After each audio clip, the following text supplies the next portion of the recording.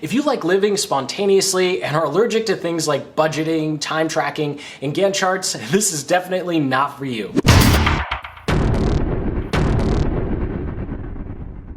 Hey everyone, now today, more like this week, is all about one thing and one thing only: project planning for Q4. So in case you missed it, the last vlog I talked about our process for goal setting and the importance, and a little bit of the importance of setting goals based upon actions you take as opposed to results you want to achieve. So I'll link that up in the cards in the description, of course. So where I want to pick up today is how I actually go through the process of making sure that I don't overload my weeks with too much time. So we'll go through how to budget your time, and then also go through my project planning process using a Gantt chart. So strap in, this is going to be a full download of exactly how I make sure myself and the other 9 team members we have a full plate of things to work on, and of course that we don't go over budget with our time or our actual monetary budget. So let's go ahead, jump right in here. This is what our goals look like at the end of our goal setting process. Again, I'll link up in the cards in the description to the video that goes through our goal setting process. But at the end of the process, what we're left with is 4 solid goals. For this coming quarter, we have about 10 solid weeks of productivity because everyone's going to take off Christmas and New Year's. We have for our team, we're going to be putting together a new project tracking system. For our content, we're going to be putting together a new process for creating content. Hopefully 2020 content, 2021 content is much better than 2020 content was. And then for our product and sales goals, we are looking to launch a new service and of course launch a new funnel to advertise the new service. And that's it. Those are our 4 big goals for the entire team, for the entire company, for the next 10 weeks. That's all we are going to focus on. Now, yes, we still have client work, we still have some content to make. There are still day-to-day activities, but when it comes to new things and what we're pushing forward, these are the 4 things that we're going to focus on. And I've personally found that the less we focus on, the better job we do and the more goals we actually hit. I think there is something to trying to make grandiose goals and trying to hit a lot, but when it comes to actual project planning, we need to be conservative and realistic. Of course, I'll get to that. So once we have our goals, we want to start thinking about our milestones. So that's what all of these little sub-bullet points are. So instead of looking at this, we're going to jump over to our Gantt chart and I'll go through an example A to Z using our refined goal. So our big goal here is to, that's the chart we'll get to at the end of the video for time tracking here. So I'm going to come down to our Gantt chart. You can just search Team Gantt Excel and you'll be able to find a version of this. It won't have the same colors or be as OCD and fancy, but it will get the job done. That's the exact template I used for this. So what I do is I have a goal, right? And then I say, okay, well, which goal do I want to work on first? And what weeks am I going to work on this goal? And so the very first thing I do when it comes to the Gantt chart, and this is for myself or anybody else, is I will start blocking out weeks and time that I want to devote to that goal. Now that's very important that these are big projects or milestones. And so projects and milestones for me are something that's going to take a week to 6 weeks to complete. And then tasks are anything that's going to be less than a week. So tasks are going to come next. But essentially what I do here is I say, I know I have 30 hours a week to devote to this big goal. And so that's all I do. I put a line here, just like you would on a normal Gantt chart, and say for the next 10 weeks, or 9 weeks now, for the next 9 weeks, I have 30 hours a week to devote to this task. And that's the first step. That's all you have to do. So you take your action goal and you go to your Gantt chart, or you go to your time blocking and you start putting in, I'm going to work on this for this number of hours per week. And that's all you have to do at the start. So hopefully you're still with me again. And again, this is the first time I'm saying it. Comment below if you have any questions. I'm doing my best to talk a little slower because I know I get excited and I start talking too quickly. So with these 30 hours, once I've scheduled them in here, then I start breaking them down.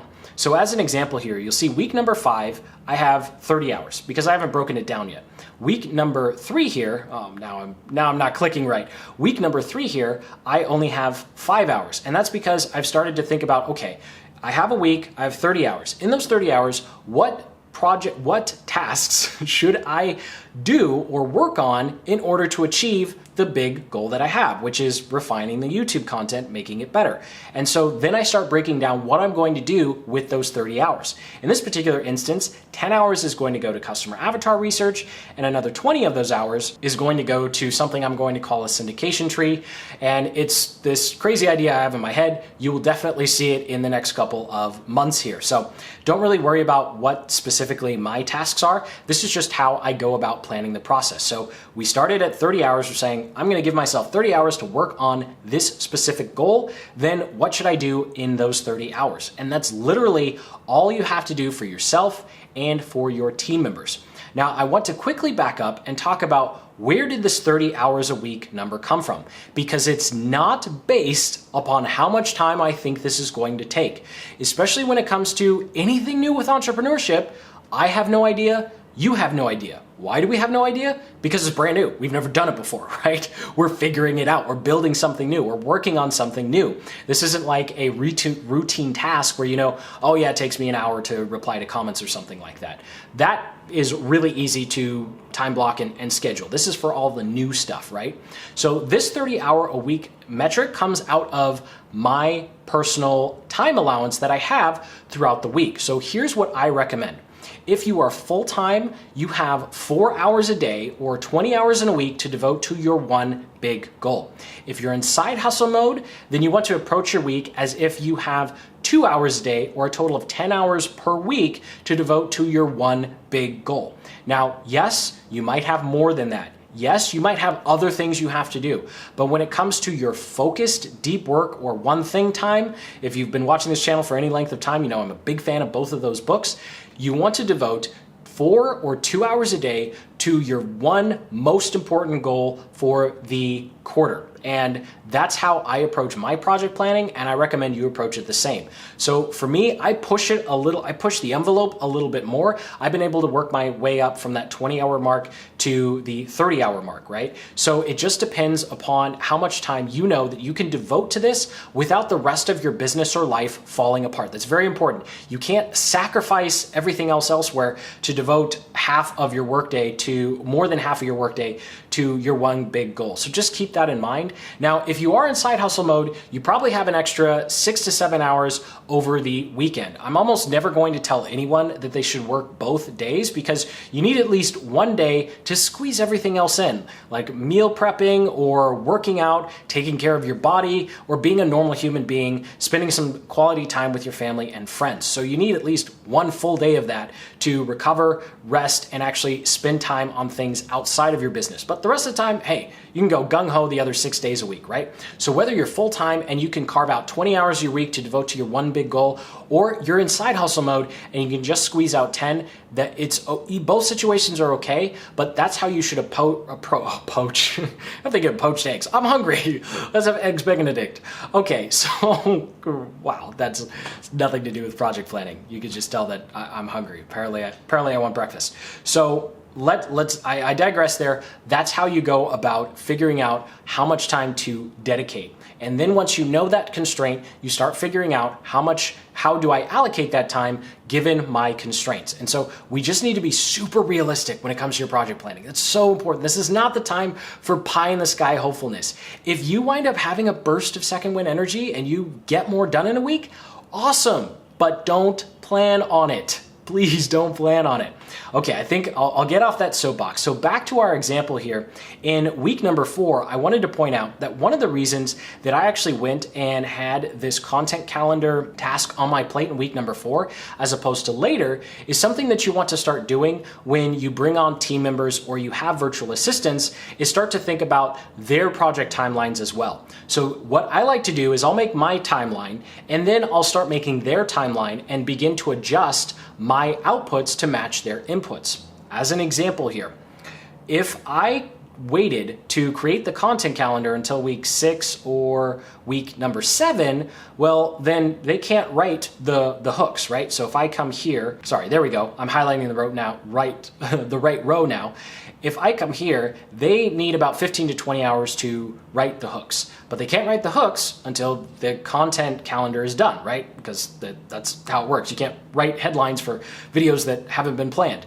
And so this is where I also start to make sure that my project timeline is in line with what other people need to get done as well. And this is a very messy back and forth process. Originally, this 20 hours was on like week 8 or 9 because I don't really care about it in the context of what I want to accomplish. But I can't tell people the week of Christmas and New Year's, hey, now you need to write some content outlines, or now you need to get started writing, because I've finally gotten around to creating our content calendar, which is why I pushed that up. So that's something else, like another variable you want to keep in mind, especially if you want to delegate work and there's any back and forth. So as you can see here, there's some back and forth because I'm going to do the content calendar the week of week number 5.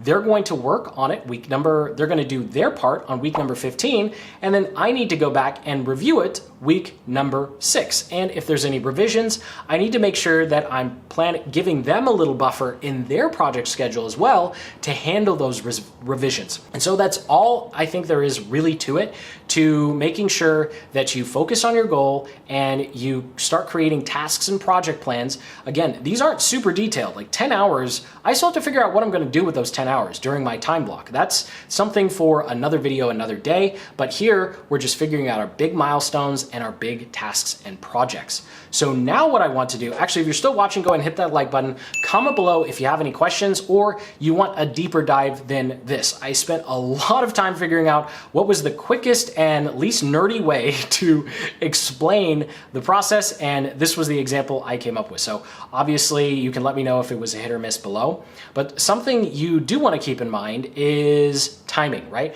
How do you figure out how much time things are going to take on a reoccurring basis, or make sure that you don't overload someone? So as a quick example, before we get into how you can create your own project time chart, if I come over here to our project tracking, you'll see that some weeks there are 2 team members who've been given 64 hours of work, right? So this also makes sure that you're creating a project plan that's real and reasonable. So we'd either need to go hire someone part-time to take over some of their work so that they can handle it, or we need to adjust the timeline and spread things out so that these weeks where they only have 24 hours of work, they can take some of this work and get it done there. And the top one I can tell you is me, and you see some of them are at 100 hours and 97 hours or 91 hours in a week. That's just physically impossible. I'm not going to work 91 hours in a week. So I have to figure out what I need to delegate or what I need to say no to.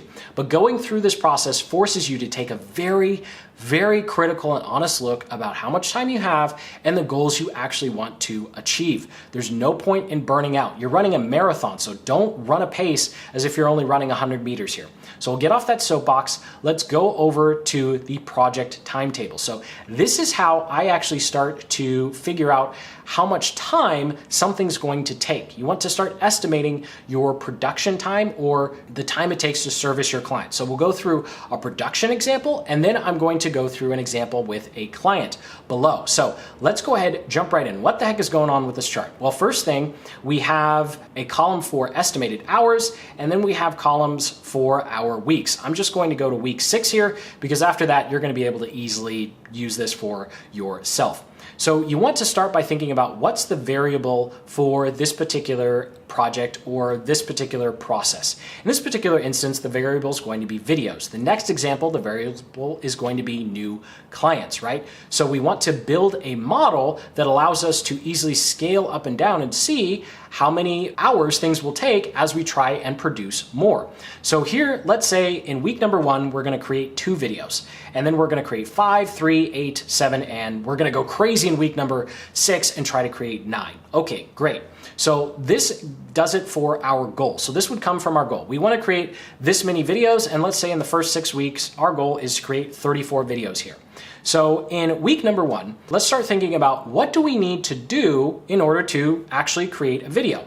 Well, I've gone ahead over here to save us some time. First, we have to select the topic, then we have to do some research and outline it. Of course, we have to record it, we have to edit it, and then we have to post and promote it. Now, in the hours column, you can go ahead and put an estimate of how long you think that's going to take. As you track your time and as you do this, your estimates will become a lot better. I've done several videos in this vlog series showing how I've tracked my time and gotten better in some areas and worse in others when it comes to creating videos. As an example, it took me over 3.5 hours to prepare everything that you're seeing here. So that would be an example of going way over budget on how long I'm supposed to take. So then what you want to do is you want to start multiplying your estimated hours by the variable, which is your output. And don't worry, this is going to be dead simple. Even if you hate Excel, you're an entrepreneur, so you just got to get over that. That's part of being an entrepreneur, is playing with Excel and learning numbers. So what we're going to do is we're going to take our time, estimated time, and I'm actually going to lock in. So you're just going to put a $sign in front of here, and then we're going to multiply it by our variable, which is the number of videos. So pretty straightforward here. I'm just gonna do that so we keep the numbers proper, excuse me. And so now we know if it takes an hour and there's 2 videos, it's gonna take us 2 hours, right? So with this formula, we can go ahead and copy it down. So we'll go ahead and copy, and you'll see here, we're now just multiplying our estimated time by the number of videos. This might seem really basic. This is so important, especially when you have other people and you're starting to hire freelancers and you're trying to figure out, well, how many hours a week do they have, or how many hours a week am I going to say that I can give them? And then of course we can just take this and we can copy it over, right? And so now we're getting a very clear picture with a very basic formula of how much time we need to allocate for ourselves or other people based upon the output that we're trying to achieve. And of course, I'm going to come down here and just add in a quick sum so we can get the total hours per week and drop those in. So if you were just doing all of this by yourself, obviously creating 9 videos is most likely not going to be realistic because it would take you 60 hours. And you can also look at this, 47 would probably be too much. So looking at this, it would probably be 5 videos a week would be the absolute max that we could do by ourselves before we need to start hiring some process out. By the way, this is exactly how I figured out who my first VA should be. And actually the first VA came in on the post and promote, and then they started working on some of the YouTube SEO, and I gradually went up from there. The other way you can do it is look at a part of the process and outsource it, even if it's not super time consuming. It gives you just a little more time and helps you start getting into the habit of delegating, even if it's not a lot of time. And of course, the other advantage of doing things this way is it's going to help you figure out and pinpoint what projects or tasks you should begin to outsource first.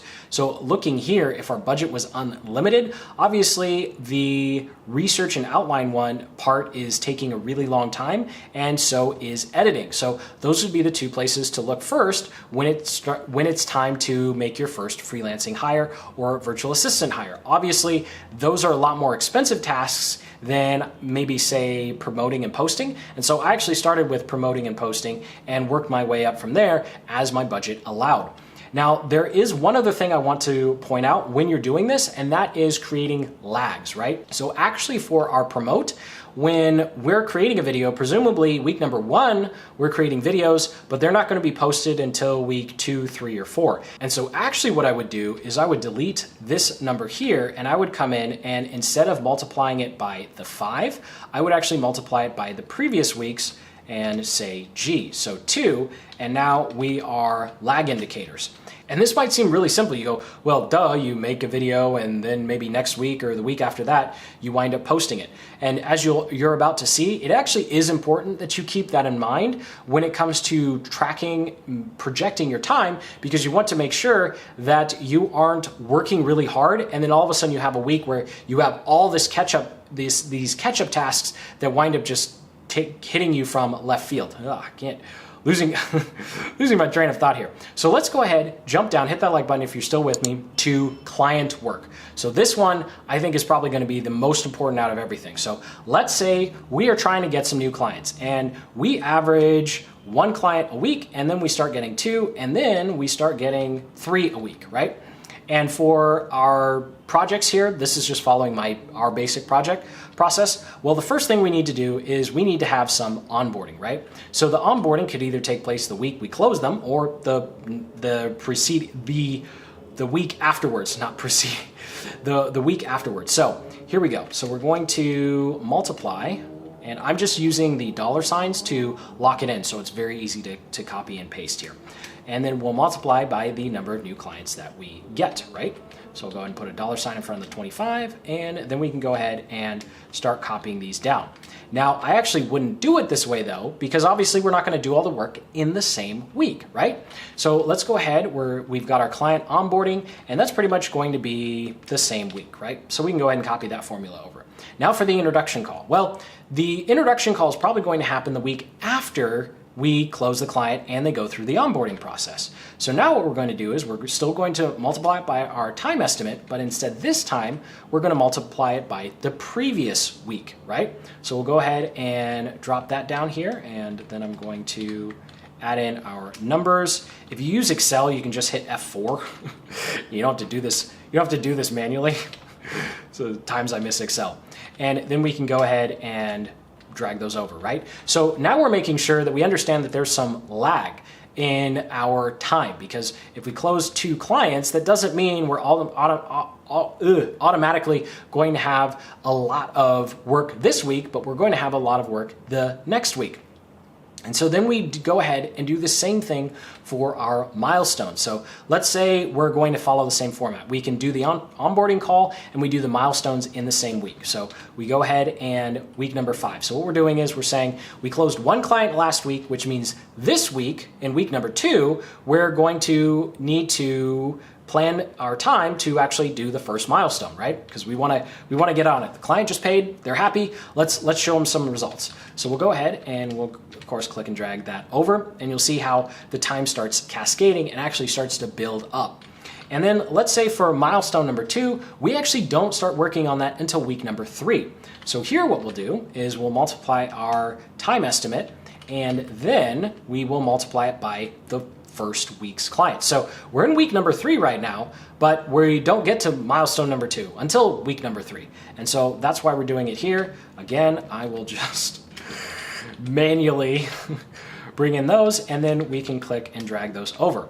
Now, obviously we have to start going past week number 7. So if I click and drag, let's click and drag these over, you'll see that and I'll actually say we stop getting clients. So even though we've stopped getting clients, you'll see that because we have a delay, we're still going to have some work that's going on, right? Because we're making sure that we're cascading. And then finally, we have some feedback, right? So feedback is going to happen in week number 4. So we'll go ahead and multiply that. I'm going to start clicking manually here. And then of course, adding in our, gosh, I miss F4. Okay, here we go. Oops, I can't do that either because it's, all right, there we go. So now client number 1, so let's say week number 1, we close 1 client. Well, we need to spend 1.5 hours on their onboarding. Then the next week, we're going to have an introduction call with them, and we're going to do the first milestone. Then week number 3, we're going to do the second milestone. Week number 4, we're going to have some feedback. And then week number, let's say there's some back and forth. And week number 6, we finally offboard them. So let's say our offboarding is an hour or something. I forgot to put a number in there. And then we'll go ahead and drop that in. So let's go ahead and say offboarding takes you, let's say it takes you 30 minutes, right? So 0.5. And then we'll go ahead and lock these in so we can copy and paste them easily. And then we'll go ahead and copy and paste that over, right? And obviously we could go ahead and take this and drag this all the way out the rest of the weeks. There we go, 12 weeks, because we'd still have some time allocated there. So that's how you would go through the process of starting to figure out how much time do things take. And hopefully this doesn't seem too overwhelming. I know a lot of people just seem to get hives when they look at Excel, but as a business owner, as an entrepreneur, this is an invaluable skill that you do need to learn and understand. Until you have the budget to hire a project manager who can do all this kind of stuff for you, this is going to be very, very important. Even if you only have a couple people on your team, you have a tight budget and you want to make sure that you are putting your hours in the right places and you're paying your team to put their hours in the right place. So please let me know in the comments below what you found helpful or what you just found downright confusing. This is the kind of stuff that I just geek out over, and the 13th week of the quarter is always one of my favorites because I get to do stuff like this. And then of course, as you do this, this will help you time track and of course become better and more refined. So at a certain point, when you get a new client, you are very confident in the exact amount of time you need to devote in order to have them leave the door happy. So thank you so much for watching. Sincerely hope you got some value out of this video, and till the next, keep building the business you love.